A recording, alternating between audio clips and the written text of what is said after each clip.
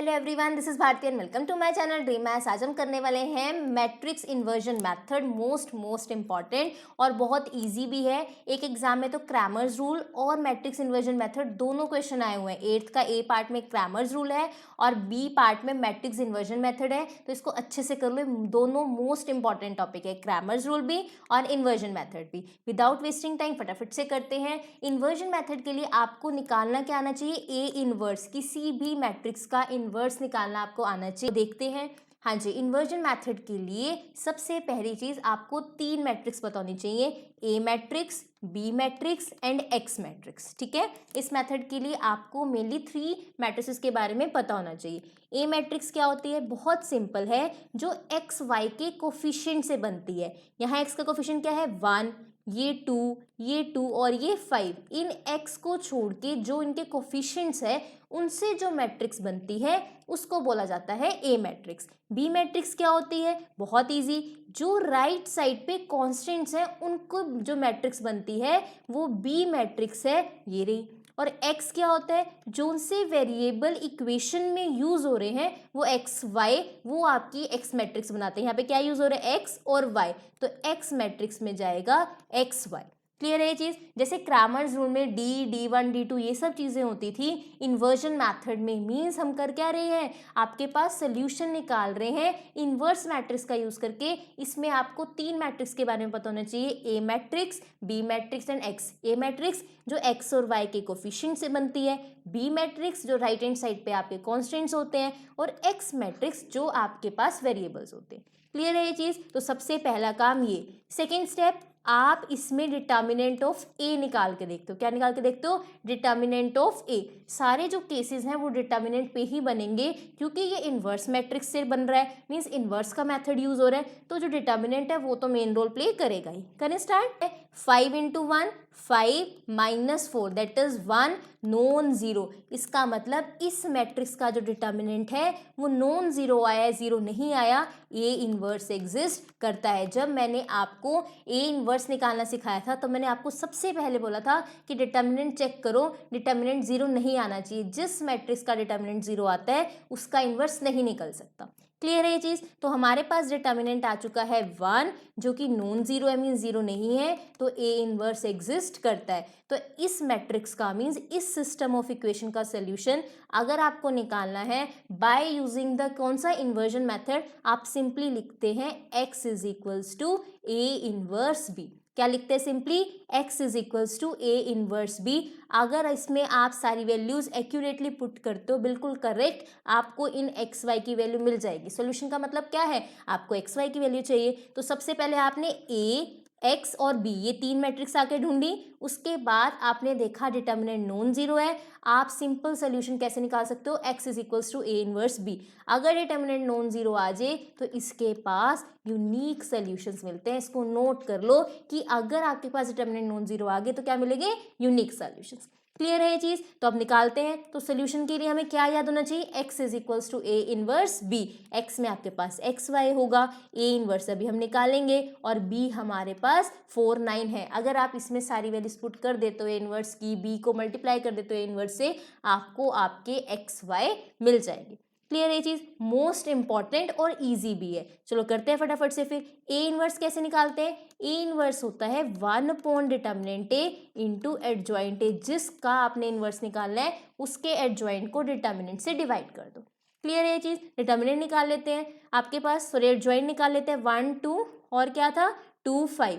अब मैं इनवर्स इस मैट्रिक्स का तो आपको बता रही हूँ कि आपको याद आ जाए इनवर्स कैसे निकालते हैं, बाकी मैट्रिसेस का इनवर्स आप खुद निकालोगे। ठीक है, इसको ध्यान से देखो। सबसे पहले आपको चाहिए होते हैं माइनर्स, M11। देखो M11 मीन्स A11 का रो और कॉलम को छोड़ दो, that will B 5।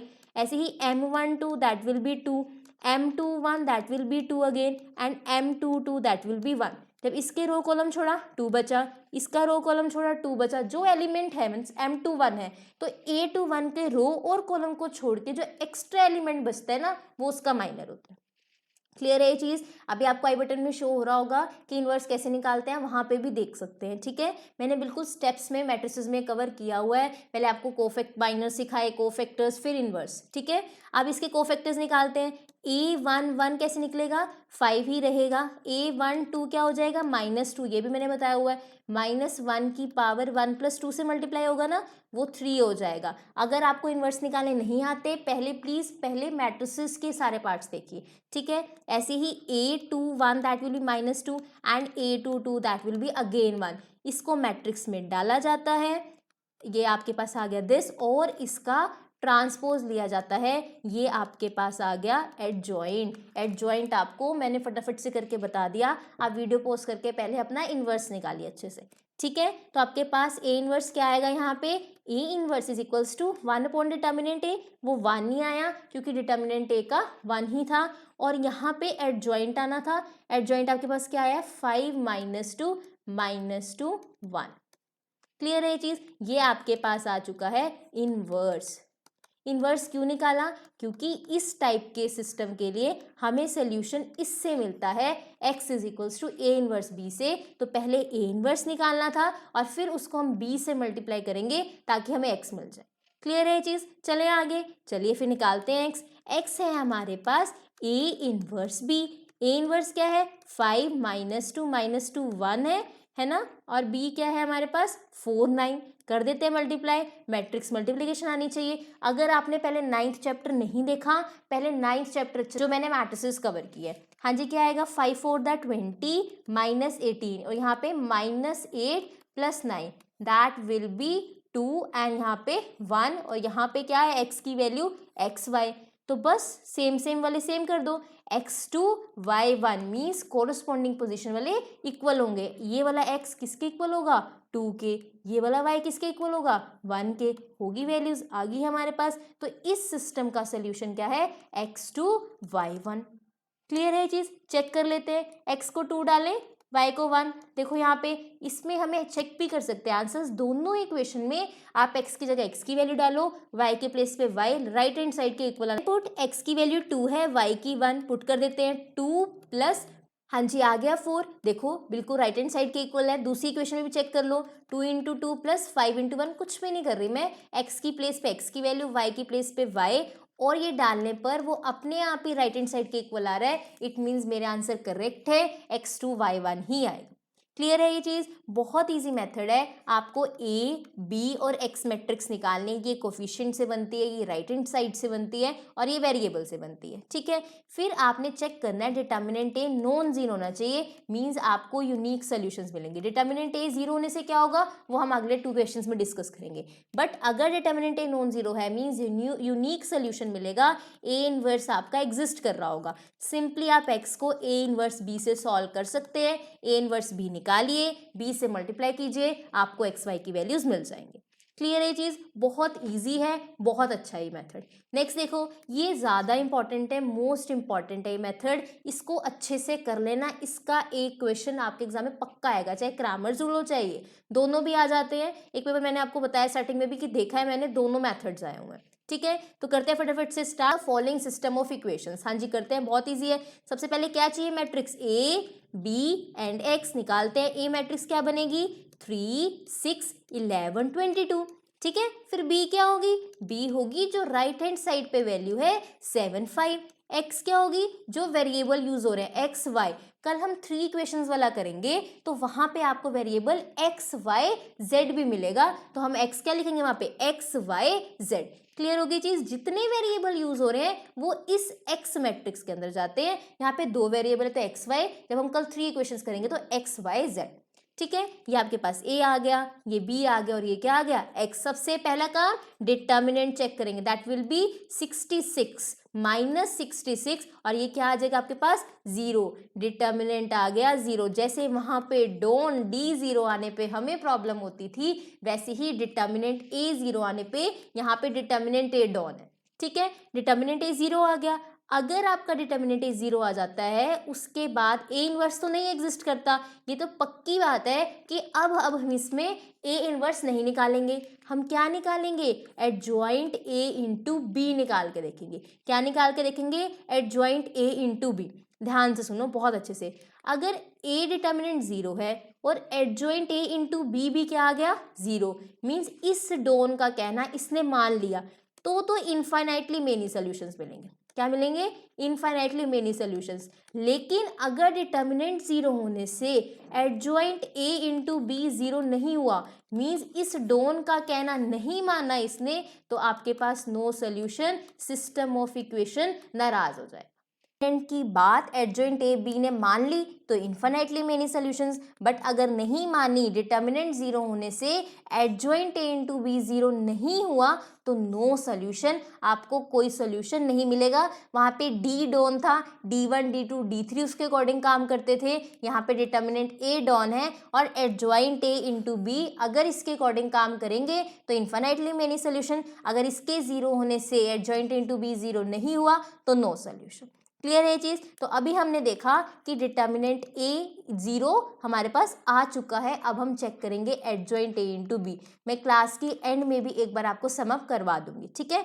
Adjoint A into B, मुझे क्या चाहिए? एडजॉइंट ए, पहले ए तो निकाल लूँ, दैट विल बी 3 6 11 22। अब मैं एडजॉइंट निकाल रही हूँ। एडजॉइंट ए आपके पास बनेगा 22। मैं फास्ट कर रही हूँ, मतलब आप स्टेप बाय स्टेप माइनस को फैक्टर से करना, ठीक है? फिर आपका ये लिया हमने, बना 6 और फिर इसके बाद बना ये 11 और ये बना आपके पास 3, ठीक है? 1 1 1 2 एंड 2 1 और ये डैश, तो ये आपके पास बनेगा 22 माइनस 6 माइनस 11 3। आप स्टेप बाय स्टेप ही करना है इसको, ठीक है? आपसे मिस्टेक हो जाएगी। ये मेरे पास एडजॉइंट ए आ गया है। अब मैं एडजॉइंट ए इंटू बी निकालूंगी, देखते ये जीरो आता है कि नहीं। हाँ जी, 22 माइनस 6 माइनस 11 3 और बी क्या आया है हमारे पास? बी आया है हमारे पास 7 5। क्लियर है ये चीज? आप वैल्यू डालो और इसकी निकालो यहाँ पे value. 22 into 7 that will B 2 7 the 14 and 4 minus 55। Next is 6 7 the 42 और प्लस 50, ठीक है? It will be 154 minus 55 and this will be minus 27। Clear है चीज? तो डिटर्मिनेंट जीरो होने से एडजॉइंट ए बी जीरो नहीं हुआ, इट मीन्स इस डॉन का कहना इन्होंने नहीं माना, तो इस सिस्टम ऑफ इक्वेशन के पास कोई सल्यूशन नहीं होगा। अगर डिटर्मिनेंट जीरो होने के बाद भी adjoint A into B zero नहीं हुआ तो इसके पास सल्यूशन नहीं है। जब डिटर्मिनेंट जीरो हो गया, इनवर्स की तो सोचना ही नहीं, इनवर्स नहीं निकाल सकते अगर डिटर्मिनेंट ए आपका जीरो है। क्लियर है ये चीज? ये तो मैंने आपको इनवर्स में भी समझाया था।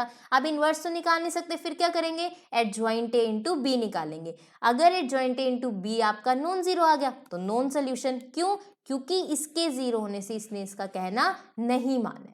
ठीक है, क्लियर है? बहुत इजी है, बस आप डॉन से याद रखो, एडजॉइंट ए बी से याद रखो कि इसने उसके अकॉर्डिंग अगर नहीं चला ना, डिटर्मिनेंट ए के अकॉर्डिंग एडजॉइंट इनटू बी, तो सिस्टम ऑफ इक्वेशन के पास कोई सोल्यूशन नहीं मिलने वाला। ठीक है, नेक्स्ट देखो, solve the following system of equation. इसमें ए मैट्रिक्स चाहिए सबसे पहले 1 3 5 50, एक्स मैट्रिक्स चाहिए that will be X Y and B matrix that will be 7 21। अगर ये आपके पास राइट हैंड साइड पे नहीं लेफ्ट हैंड साइड पे है तो आप इसे पहले राइट हैंड साइड पे शिफ्ट करिए, जैसे मैंने आपको क्रैमर्स रूल में बताया था। ये राइट हैंड साइड पे ही होने चाहिए कॉन्स्टेंट्स। ठीक है, निकालते हैं डिटर्मिनेंट ए, क्या आएगा? 15 माइनस 15 0। लो जी, आ गया डिटर्मिनेंट 0, तो ए इनवर्स तो एग्जिस्ट नहीं करेगा, है ना? तो मुझे किस पे जाना पड़ेगा? अब मुझे जाना पड़ेगा एडजॉइंट ए इंटू बी पे। क्लियर है ये चीज? एडजॉइंट ए आप निकालोगे आराम से, मैं फटाफट से निकाल रही हूँ इसको। अब देखो एडजॉइंट ए कैसे निकलेगा? आप माइनस को फैक्टर से निकालोगे। मैट्रिक्स थी 1 3 5 15, ये आपके पास आएगा 15 और ये आएगा 3, यहाँ पे आएगा 5 और यहाँ पे आएगा 1, दिस एंड दिस। तो यहाँ क्या बनेगा? 15 माइनस 3 माइनस 5 1, ये आपका एडजॉइंट है। आप आराम से निकालना है इसको। ठीक है, फिर उसके बाद एडजॉइंट को किससे मल्टीप्लाई करना है? बी से। अगर ये 0 आ गया, मीन्स अगर इसने डिटर्मिनेंट का कहना मान लिया तो ठीक है, इन्फिनिटली मेनी सॉल्यूशंस निकलेंगे, हम देखेंगे कैसे निकालने हैं। लेकिन अगर ये 0 नहीं आया, मीन्स इसने डिटर्मिनेंट का कहना नहीं माना, तो नो सॉल्यूशन। ठीक है, करते हैं फिर फटाफट से। हाँ जी, क्या वैल्यू आई हमारे पास? -15 3, जल्दी से, और -5 1, -5 1, और आपके पास बी क्या था? बी था आपके पास 7 21।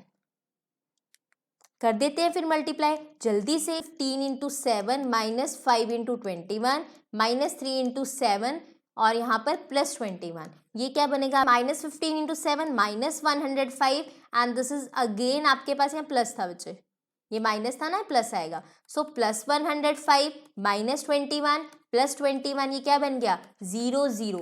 Means adjoint A into B ने डिटर्मिनेंट के बाद मान ली तो इसके पास कितने सोल्यूशंस होंगे, इनफाइनाइट सोल्यूशंस होंगे। और बहुत इजी है निकालना, आप जस्ट x को क्या ले लीजिए, k ले लीजिए। Let x is equals to k। हाँ जी, x को अपनी मर्जी से k ले लिया और फर्स्ट इक्वेशन में मैं x को k डाल रही हूँ, that will be k plus 5y is equals to 7। So 5y is equals to 7 minus k, y is equals to 7 minus k upon 5। x k आया, y आया 7 माइनस k अपॉन 5। k कोई भी arbitrary है, means आप अपनी मर्जी से कोई भी नंबर डाल सकते हो। तो इनफाइनाइट सॉल्यूशंस आ गए ना, जैसे जैसे k चेंज होगा वैसे वैसे एक्स वाई चेंज होगा। तो सॉल्यूशंस तो लिमिट रही नहीं, कितने निकालने, कितने भी निकल सकते हैं। So this is about the inversion method, कि आप इन्वर्स की हेल्प से कैसे निकालते हैं। मैं आप सम अप कर रही हूँ, आप तब तक फटाफट से लाइक करके आओ। डिटरमिनेंट नॉन जीरो आ गया तो यूनिक सोल्यूशन मिलेंगे, ठीक है, इसको नोट कर लेना। बस इन्वर्स निकालने तो आते हैं, आपको यही माइंड में रखना है चीजें। डिटर्मिनेंट ए नॉन जीरो आया, यूनिक सोल्यूशन, आप simply x is equals to A inverse b से अपना सोल्यूशन निकाल सकते हो। दूसरी चीज, अगर डिटर्मिनेंट जीरो आ गया, दो केसेस है, क्या एडजॉइंट ए बी ने इसका कहना माना कि नहीं। सपोज नहीं माना इसका कहना कि डिटर्मिनेंट तो जीरो है लेकिन adjoint A into B zero नहीं है, तो इसके पास कोई सोल्यूशन नहीं मिलने वाला, नो सोल्यूशन। बट अगर adjoint A into B zero हो गया डिटर्मिनेंट जीरो होने से, तो इसके पास इनफाइनाइटली मेनी सोल्यूशंस होंगे, जिसमें हम x को k डाल के y की वैल्यू निकालेंगे। क्लियर है ये चीज, बहुत इजी है। नेक्स्ट क्लास में हम करेंगे कि एक सिस्टम में अगर 3 इक्वेशंस हैं तो इन्वर्जन मेथड कैसे कहते हैं, कैसे करते हैं, बहुत इजी होने वाली है नेक्स्ट क्लास भी। I hope you like this video, do like share comment and subscribe to my channel which is dream maths.